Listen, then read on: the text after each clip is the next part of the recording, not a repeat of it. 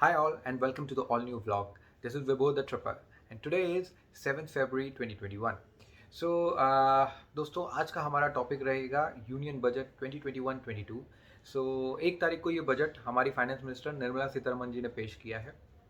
Budget के आने के बाद सभी लोगों ने अपने अपने पॉइंट बजट को लेकर रखे, चाहे वो पॉजिटिव्स हों चाहे वो नेगेटिव्स हों. सो मैंने ये वीडियो बनाया है, उन्हीं पॉइंट्स को थोड़ा सिंप्लीफाई किया है अपनी लैंग्वेज में, अपनी अंडरस्टैंडिंग में, ताकि आप लोग भी समझ पाएँ कि इस बजट में क्या हमारे लिए अच्छा है, एक आम आदमी के लिए क्या अच्छा है और क्या ख़राब है. सो शुरू करते हैं.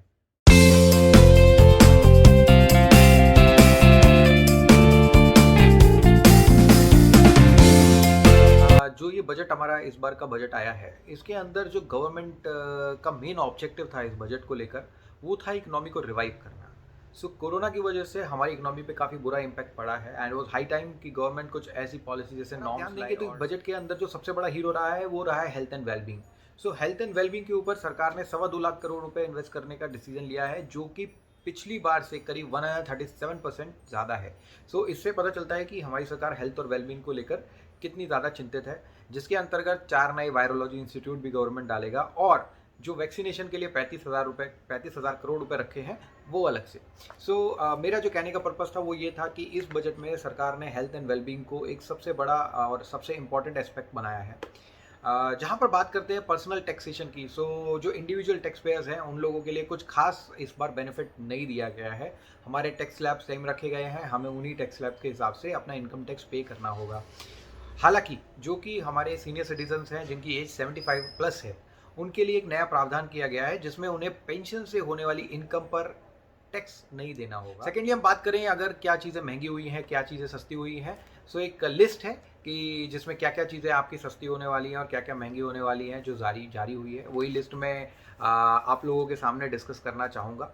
सो अगर मैं स्पेसिफिकली बोलूँ तो इसके अंदर सबसे जो चीज़ें सस्ती हुई हैं उसमें आपका गोल्ड है, सिल्वर है, इंश्योरेंस प्रोडक्ट हैं, देन आपका पेंट हो गया, देन आपका इलेक्ट्रिसिटी हो गई, नेफ्था हो गया, स्टील यूटेंसिल्स अगर आप बाय करना चाहते हैं तो. अगर लोहे की बात करें तो लोहा भी सस्ता हुआ है. लेकिन क्या चीज़ें महंगी हुई हैं अगर मैं इस बारे में बात करूँ तो आपके जो प्लास्टिक वेयर्स हैं, आपका जो इलेक्ट्रॉनिक्स हैं, लाइक आपका फ्रिज हो गया, आपकी वॉशिंग मशीन हो गई, आपका जो ये कह सकते हैं सोलर इन्वर्टर्स हो गए, सोलर बैटरीज हो गई, ज्वेलरीज हो गई. So all those things have gone expensive. तो ये मोटे में मोटा चीज़ें थी जो सस्ती या महंगी हुई है. साथ ही सरकार ने एक और इम्पॉर्टेंट फैसला लिया है इसके अंदर, जो कि इंश्योरेंस सेक्टर से रिलेटेड है, उससे इंश्योरेंस सेक्टर को बूस्ट मिलेगा.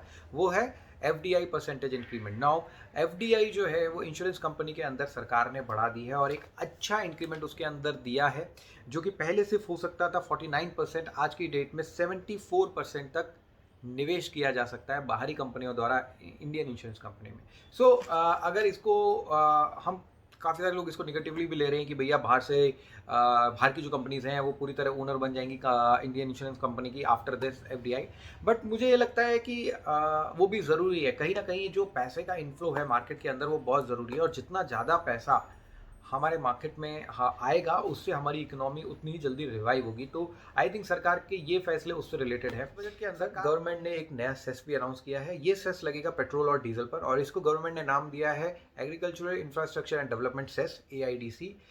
AIDC जो चार्ज होगा that is 2.5 rupees on petrol per litre and 4 rupees per litre on diesel. And government ने इसको साफ किया है कि इसका जो बर्डन है वो एंड यूज़र के ऊपर नहीं आने वाला है और गवर्नमेंट ही इसको अब्जॉर्ब करने वाली है. इसको सेपरेट करने का सिर्फ एक ही रीज़न था, ताकि गवर्नमेंट एग्रीकल्चर के लिए अलग से फंड बना सके, अलग से पैसा इकट्ठा कर सके और उसका इस्तेमाल एग्रीकल्चरल बेनिफिट्स के लिए किया जा सके, जो कि मेरे हिसाब से एक बहुत अच्छा स्टार्टअप्स की. तो स्टार्टअप्स के लिए भी गवर्नमेंट ने फिर से तोहफा दिया है और उनको 1 साल का और टैक्स ब्रेक का ऑप्शन दिया है. They have extended 1 year tax break option for the startups, जो कि मुझे लगता है एक अच्छा ऑप्शन है और जिसके थ्रू स्टार्टअप्स को वापस से बूस्ट मिलेगा, एक मौका मिलेगा अपने आप को वापस खड़ा कर पाने के लिए. बिकॉज लॉकडाउन के चलते काफ़ी सारे स्टार्टअप को नुकसान हुआ है. सो ये टैक्स ब्रेक एक बहुत ही इंपॉर्टेंट रिक्वायरमेंट थी जो सरकार ने दी है. एंड आई थिंक सारे स्टार्टअप्स को इसका फ़ायदा उठाना चाहिए और अपने बिजनेस को वापस से उठ खड़ा करना चाहिए. इंपॉर्टेंट पॉइंट है जो आप लोगों से मैं डिस्कस करना चाहूँगा, जो कि मैंने निर्मला सीतारमन जी के एक इंटरव्यू में देखा था आफ्टर द बजट. सो बहुत ही अच्छी बात उन्होंने कही. This is regarding the shipping industry in India. So India में जो शिप्स है वो रजिस्टर्ड नहीं होते हैं. They are registered even if an Indian is buying a ship, they are getting it registered somewhere else, may be in Panama, because of the ease of doing business there. And हमारे देश में नहीं होते हैं क्योंकि यहाँ पर ease of doing shipping business specifically is not there. So government ने प्लान किया है कि वो इस बिजनेस को भी ईज प्रोवाइड करेगा, सपोर्ट प्रोवाइड करेगा, ताकि शिप्स जो है वो इंडिया में रजिस्टर किया जा सके, इंडियन फ्लैग कैरी किया जा सके, बिकॉज जहाँ पर शिप्स रजिस्टर होते हैं वो उस कंट्री का फ्लैग कैरी करते हैं। एंड सेकेंडली उस कंट्री के लोगों की अगर ट्रेनिंग होनी है सो वो उस कंट्री में की जा सकती है शिपिंग रिलेटेड, अदरवाइज नहीं की जा सकती है, जो कि आज के दिन हमारे देश में नहीं की जाती है। अगर किसी भी इंडियन यूथ को शिपिंग में ट्रेनिंग लेना है, लाइक मरीन्स का ट्रेनिंग लेना है, मर्चेंट नेवी का ट्रेनिंग लेना है, उसको आज की डेट में इंडिया के बाहर जाना पड़ता है वो ट्रेनिंग और सर्टिफिकेशन के लिए।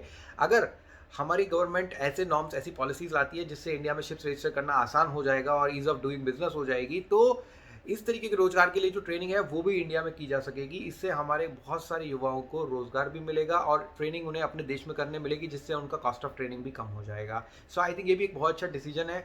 यह मेंशन करने का एक सबसे बड़ा रीज़न ये कि मैं ये बताना चाहता हूँ कि हमारी गवर्नमेंट किन किन डायरेक्शंस में काम कर रही है, क्या क्या चीज़ों के बारे में सोच रही है, जिसके बारे में एक आम आदमी कई बार अवेयर भी नहीं होता है।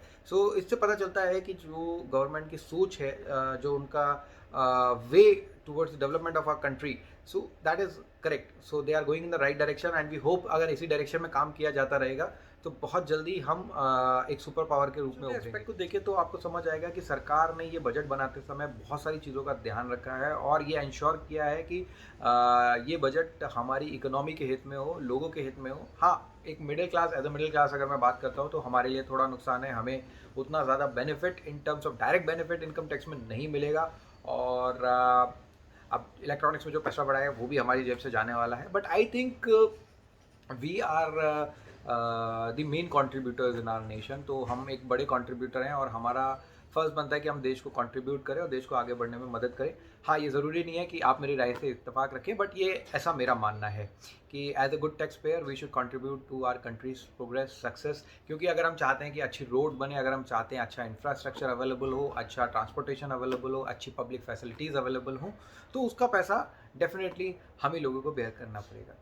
So thank you guys, I hope you liked what I said. मैंने कोशिश की है कि जो भी फैक्ट्स है वो आपके सामने रखूँ। हाँ, कुछ व्यूज़ इसमें से मेरे खुद के पर्सनल व्यूज़ हैं जो किसी को हर्ट करने के लिए नहीं है, बट या this is my personal thinking. Hope you will like the video, enjoy the video. If you do like, please share and subscribe. Thanks for watching, bye bye.